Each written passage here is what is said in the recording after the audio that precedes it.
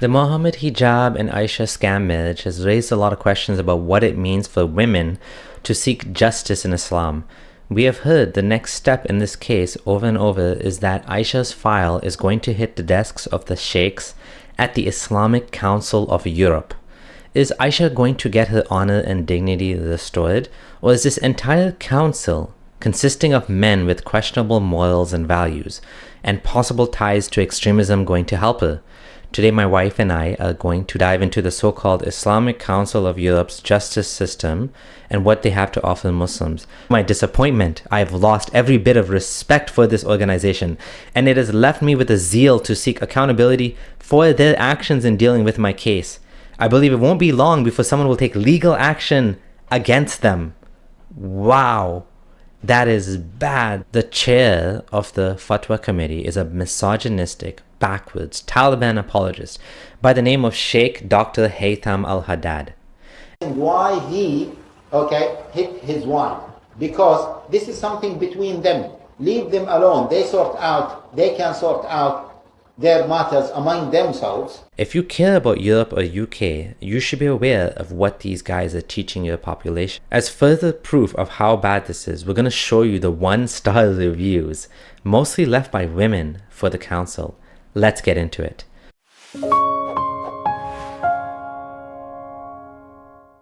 The Islamic Council of Europe has been posed as a solution to the case of Aisha and Muhammad Hijab's secret Misyar marriage. But what does the solution look like from inside the framework of Islamic law? Before we do that, let's look at the reviews for this council posted on Google. 1-star reviews of the Islamic Council of Europe. I found this by total accident. I didn't even know you could write reviews about a place like this. I feel like there's so much secrecy surrounding how these places operate, so it would probably be in their best interest to not advertise too much because of the reviews I'm about to share with you. Let's go through some of them and see what women have to say about the justice they received. Aisha Osman said, left traumatized by the couple's counseling. We had two males who sat opposite us and they were not interested in listening to me whatsoever. They listened to my husband and agreed to everything he said and gave us something to carry out and informed us to come back in 3 months' time. This one individual from another organization helped me to calm down over the phone, so she was really upset. They say they offer couples counseling. From my experience, I don't think they know the meaning or qualified to provide any counseling. This is exactly it, right? These guys don't have any qualifications for therapy or counseling. They are more a Sharia counsel and typical of a male perspective and take the male side regardless of circumstances. They should look at the Prophet's example of showing empathy and listening to both sides. Oh, and I agree with the previous comment. They're very quick to take the money. Well, that's awful for Aisha Osman. Sounds like she was literally traumatized by this. Like, that's what she said, right? Imagine going to counseling to get help and you end up feeling so invalidated that you have to write such a scathing comment about the Islamic Council. The next one, Hiba, said, they don't even deserve 1 star. The sheikh who dealt with my case mocked me, made me feel worthless. They should not be allowed to sit in these positions and give out so-called advice. These people are not men of Islam, but just a facade. I despise these so-called sheikhs and scholars. If you were really devoted men of Islam, trying to spread Islam, you would fix the community with fairness. Try getting involved in your community, and maybe you'll see there's more than just sitting behind your desks and barking nonsense. May Allah question you all on the day of judgment. The theme we're seeing over and over again, Islam, the scholars, they don't help women, right? This is the truth. Kulsuma said, they take money from vulnerable women, extortionate pricing, and they belittle women without any fact-checking of individual cases. The attitude is cultural over the principles of the Islamic faith. This is an interesting sort of defense mechanism. She's basically blaming culture, not Islam. They even try to blackmail women to give back the mahar during the divorce proceedings. An absolute disgrace, and they need to be called out for the bad practice. So here we have some interesting points, which is that she's trying to say it's not a problem with Islam, but this is what an Islamic council is. They go based on Islamic law, and it's going to, unfortunately for her, it's going to benefit the man over the woman. The man is going to have the advantage here. And what she's talking about is when you go into certain situations where the woman wants a divorce, they're going to make the woman give back the mahar, which is the bridal gift. that she got when they got married, they're going to say, give it back to him, which is unfortunate for the woman because this was her right as part of the marriage. Shaz said, very quick to take money, but very bad treatment is given, and I've been lied to about the next step throughout the past year. I initiated the divorce, but they took husband's side and want to speak to my children who are mentally traumatized from the marriage. Then they suggested brothers, and then my father was threatening me for honor killing. Wow. Being treated like a teenager. Told them I had been forced to marry and live with him while abused, and now they're keeping me forced in my marriage. After a whole year, they decided to say they can't give khulla until I separate, which was not said before in the beginning. Also, husband denied anything by taking a false oath, and he is believed by them. He asked for 6 months to reconcile, but didn't approach me or make any moves. They said they will agree to khulla after this time given to him if nothing happens between us, but even then they didn't stick to their word. Was not allowed to speak and was interrupted many times when spoke. He made me scared about the future. How are you going to cope financially or cope with children? It was like I'm speaking to my ex-husband to be, but quick to take money. Then she says, I have faith in Allah to provide as I work, and lucky we are in UK and not in Muslim country, as his attitude is completely traditional and cultural and not Islamic at all.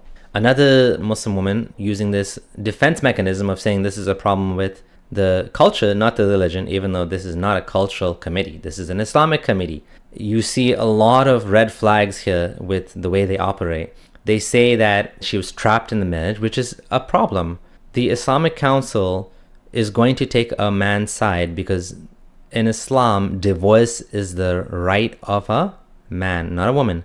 If a woman wants to get the marriage annulled or she wants to initiate the khulla, it's not going to happen very easily, and they're going to make it difficult for her. And the man can just say, yeah, like I swear this, swear that, and they believe him, right?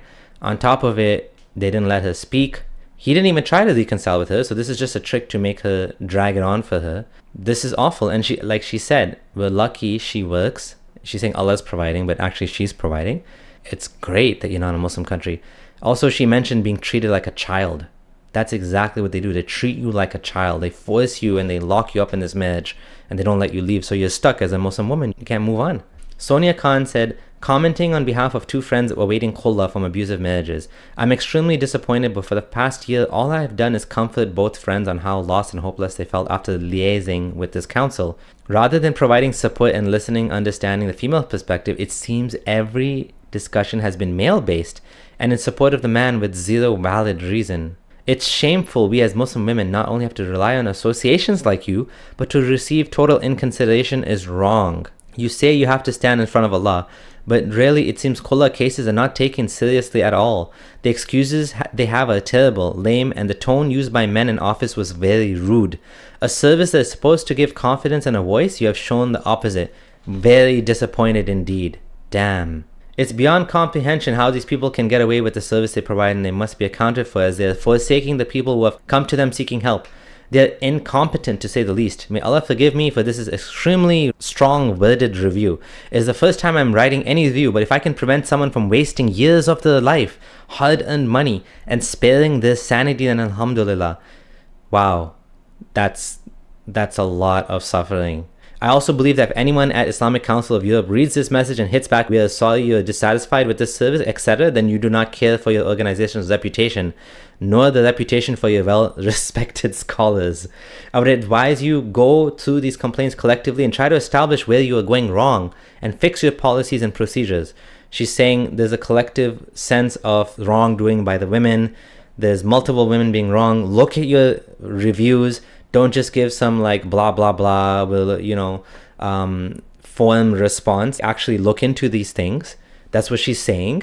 And she's saying these guys have a reputation. They shouldn't have a good reputation. They should have an awful reputation after this. And as you can see, she feels even guilty to complain. May Allah forgive me, she said, for doing this, right? But I want to save someone years of their life and money and sanity. This is what the Muslim community is doing for the women. TF15 says, I do not even know where to start in describing how inefficient this organization has been in dealing with my case. I was warned not to use this service, but due to the high-profile scholars they have on the team, I felt I would give them a try.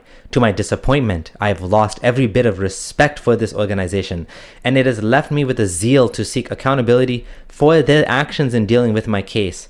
I believe it won't be long before someone will take legal action against them. Wow. That is bad. That is scathingly bad. This is so awful that people are warning her, stay away from this council. But because of the brand name reputation of these scholars, she thought she'd give it a try. Imagine that this is so bad that people might even take legal action against them. Imagine she lost every bit of respect for this organization and she has a zeal to seek accountability. Just like Sister Aisha has with the Muhammad hijab case. She has a zeal to seek accountability. This is exactly what she wants. As a result of following the unsuitable advice, I'm in a far worse condition than I was a year ago when I first contacted them. My relationship with my advisor has become irrevocable and they are refusing to give a refund, even though they have made my life far more difficult than it was. Wow. From waiting for 10 working days for a reply to every email to having to sit through sessions, being interrupted and having to explain time and time again that the suggestions have been tried and don't work, to having to speak with the same admin, hearing his repetitive words each and every time you call for an update, to receiving the exact same reply to every email, to waiting 3 months for reviews and not having emails read until the next session starts. This entire process has become unbearable, draining, infuriating. It's beyond comprehension how these people can get away with the service they provide, and they must be accounted for as they're forsaking the people whom came to them seeking help. Just awful. Just an awful, awful organization. Man, this is brutal. Let's continue. Let's hear more about this organization from my wife. About the Islamic Council of Europe. On their website, in the About section, they claim their vision is a world where Islamic guidance governs out every action. Their mission? To educate and empower Muslims to live upon Islamic guidance. That sounds nice, but it's only nice if the laws see both men and women equally. In Islam, we already have issues from the beginning, with a woman's testimony equaling half of a man's, and 4 witnesses being needed for a woman. This is what Islamic law works with, the Quran and Sunnah as their guidance for issuing so-called Islamic justice. The mission and vision sounds good on paper, as they go on to say this about their justice system. There is a need within the Muslim community for reliable, knowledge-based service in providing solutions and guidance to help with mediation and reconciliation between different sets of people, whether in marriage, between families, friends, business partners, or colleagues. The Islamic Council of Europe aims to be the premier service provider in arbitration, reconciliation, and mediation, catering for Muslim communities in the West. Providing guidance and solutions based on Islamic principles, the Islamic Council of Europe aims to help Muslims who are seeking to conduct their affairs in accordance to Islamic guidelines. Services provided by the Islamic Council of Europe range from advice and guidance on interpersonal, social, and financial issues, marriage validation or dissolution, and help in resolving disagreements between disputing parties, either amongst spouses, families, or business partners. The Islamic Council of Europe aims to help refocus people's lives, trying to help live in accordance with their beliefs and helping them overcome their differences and form long-term healthy relationships that will benefit them for this life and the next. All right, at face value, this sounds like an okay system. Nothing truly suspicious or questionable here. However, as we dive deeper, I feel like I am beginning to have questions. If you look further down the list, there is something called a complaints handling policy. This is where it starts to get murky, so let's see what this is about. I am not going to sit here and read this entire thing, okay? But the sections that are highlighted in red are what I wanted to focus on. Let's read the please note part first. Please note, our remit is to provide impartial advice within Islamic guidelines, and thorough procedures are in place to ensure that outcomes are the highest level of standard possible. Clients are reminded within our terms and conditions that they must not attend expecting a specific outcome. This is not our remit. Verdicts are neutral and carried out by Islamic experts. Let me get this straight. The council says they offer impartial advice within Islamic guidelines and ensure the outcomes are the highest level of standard possible. That's not impartial. That's already carrying a degree of bias because they only look at things from an Islamic perspective. And to these guys, the highest standard is only what Allah and Muhammad say, so their verdicts are based upon this only, nothing else. The people running this system, they're not lawyers, judges, or licensed therapists. They're imams with degrees in Islamic law and little else that qualifies them to assess complex personal situations fairly. And that's the core problem. Muslim marriages, divorces, and custody battles are deeply personal and nuanced, but Islamic law isn't. It's not just that the rulings are applied rigidly. It's that the law itself is tied to a 7th century worldview shaped by the specific life events of Muhammad. It wasn't built to handle the complexities of modern life, especially not the realities we face today. Thankfully, these verdicts aren't legally binding in Europe, because if they were, they'd ruin lives. Actually, they already do. In the end, secular legal systems, with their ability to evolve and consider modern context, are far better equipped to deliver actual justice, especially for Muslim women. We did another video, Britain's growing problem with Sharia councils, where we went through a Times article that described the growing concerns with Muslim women who submit to these councils. Let's look at the next part of the complaints section that I wanted to show you guys. If an initial review of your complaint does not warrant a detailed investigation, the matter will be dealt with accordingly and you will be informed. They don't specify what this means. What are the standards for not conducting a detailed investigation? So in the case of Sister Aisha and Muhammad Hijab, what needs to be produced for the Islamic Council of Europe to investigate this at all? Or investigate it further should Aisha want a retrial, so to speak? We know that they sent fabricated AI evidence to the council and insisted that Salman of Behind Veils take down his videos or Hijab is not going to cooperate with the investigation. Questionable advisors of the council. Who are the people conducting all of these rulings and telling Muslims their fate in the eyes of Allah? Let me introduce to you, but before that, if you are enjoying this video, we'd like you to subscribe. Already subscribed and want to help to get more views, click the thumbs up. And if you want to help me do even more, please join our community on Patreon. The link to Patreon will be in the description below. All right, thanks in advance and back to the video. Meet Haytham al-Haddad. Haytham al-Haddad is one of the members of the Islamic Council of Europe, the chair of the Fatwa Committee. Guys, al-Haddad has been accused of having ties to Islamic extremism, promoting female circumcision, spewing hatred of Christians and Jews, and supporting death of apostates from Islam. Nothing surprising here for an Islamic scholar, right? As I go through the next part, ask yourself, is this what we want in Europe? Al-Haddad's views on hitting women in FGM. If you had a situation where there was a couple and you knew that domestic violence was involved, what would you do? See, again, the word domestic violence is a very broad statement. Protests over al-Haddad being banned from speaking at universities is mild compared to his views on women and FGM, something that would be directly handled with an Islamic court system. Let's look at what the National Secular Society has to say about him. So let's start off with the misogyny and homophobia. Al-Haddad says, Islamically approved female circumcision is better for the husband and a virtue of honor for women. I absolutely shudder when I listen to these famous imams and scholars promote this. How vile to take away a woman's choice and ability to feel pleasure by cutting off the most sensitive part of her while she's a child and can't stop them. Absolutely disgusting. On top of living in the world with a mutilated clitoris, Al-Haddad has awful views on domestic violence as well. Here he says, a man should not be questioned why he hit his wife, because this is something between them. I can predict what the outcome would be from domestic abuse cases. Well, if you knew that a husband was beating his wife and you were made aware of that in one of your sessions, what would you do? I said to her, it depends on what you want to do. When you have someone like Al-Haddad saying a man shouldn't be questioned why he hit his wife, not make her feel like it's justified to be beaten and enable more abuse if that's what they do. Speaking of marriage, he also says, the younger the better, when asked for advice on the best age for a teenage girl to marry. That's a very concerning statement to make, and shows that he does not view women as independent people with their own wants and desires for this life. They are simply property that gets transferred from one man, their father, to another, which will be the husband. In another video we made, titled From Muhammad's Child Bride to Iraq's Child Marriage Law, we cover the topic of child marriage and just how horrible it is for girls to become trapped in this.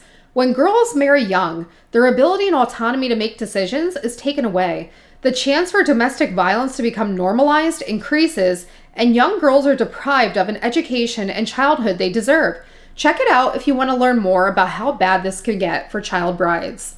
Surprising to no one, he made another statement about his views on homosexuality. He says this: he has described homosexuality as a criminal act, and according to the BBC, believes God hates homosexuals. Al-Haddad sounds like such a fun person, being problematic and hating on anything that isn't Islam. While normal people are repulsed by his views, he simply chalks it up to us being the enemies of Islam. Right.